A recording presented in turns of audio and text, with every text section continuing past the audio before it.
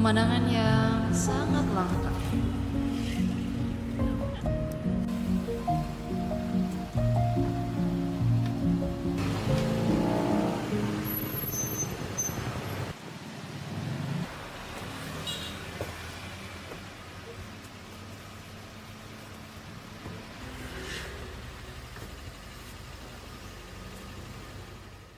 Semua berawal dari sini. Program International Student Assessment atau PISA tahun 2022 menilai skor literasi Indonesia hanya 359 poin. Jauh tertinggal dibandingkan negara tetangga seperti Malaysia, Vietnam, apalagi Singapura yang tembus 543 poin. Selain itu, berdasarkan analisis komputer atau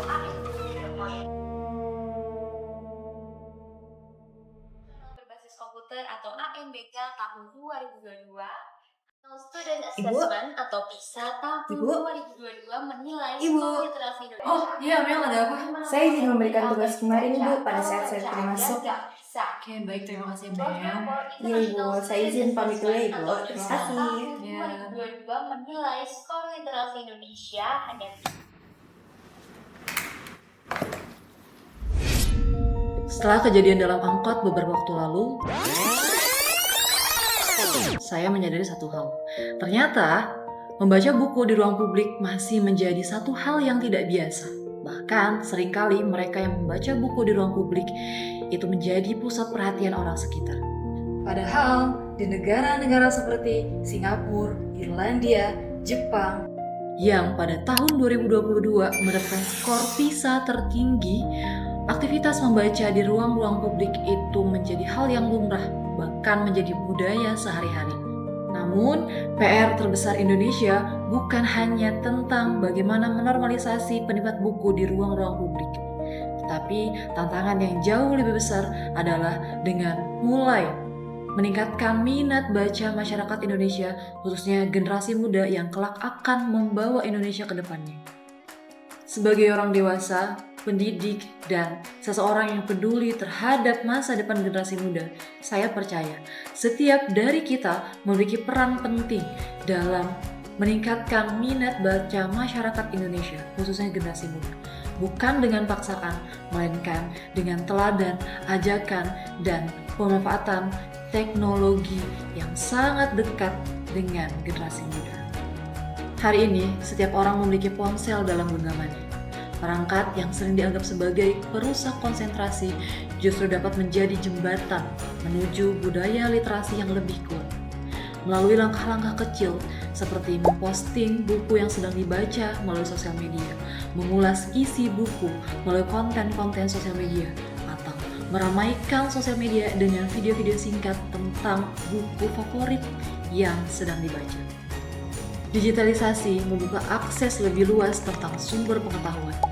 Melalui e-book, artikel, jurnal ilmiah, atau perpustakaan digital, generasi muda dapat mengakses ilmu pengetahuan dimanapun dan kapanpun.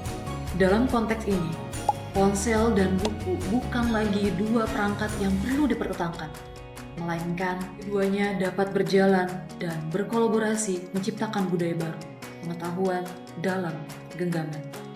Tentu, perubahan tidak dapat terjadi dalam semalam, dibutuhkan waktu, konsistensi, dan keterlibatan banyak pihak.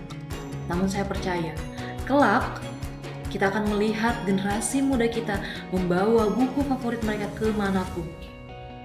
Mereka akan memanfaatkan waktu tunggu transportasi umum dengan membuka beberapa halaman buku yang mereka bawa. Taman-taman kota yang akan ramai dengan komunitas-komunitas literasi dan perpustakaan yang kian ramai dikunjungi. Dan pada saat itu, kita akan melihat generasi muda kita yang tidak hanya akrab dengan teknologi, tapi juga mencintai pengetahuan dan semangat untuk senantiasa belajar sepanjang hayat. Karena itu, jika Anda orang dewasa, orang tua, pendidik, mahasiswa, atau seseorang yang peduli tentang generasi muda ke depannya, mari bersama-sama mengajak sebanyak-banyaknya generasi muda untuk mulai mencintai membaca. menjadikan perpustakaan menjadi tempat yang wajib dikunjungi setiap ada waktu luang. Di antara rak-rak buku, halaman-halaman cerita, tersimpan pengetahuan yang siap mengubah cara pandang kita melihat dunia. Satu buku mungkin tidak akan mengubah dunia, tapi satu buku akan mengubah cara pandang seseorang yang kelak akan mengubah dunia. Maka dari itu, mari mulai membaca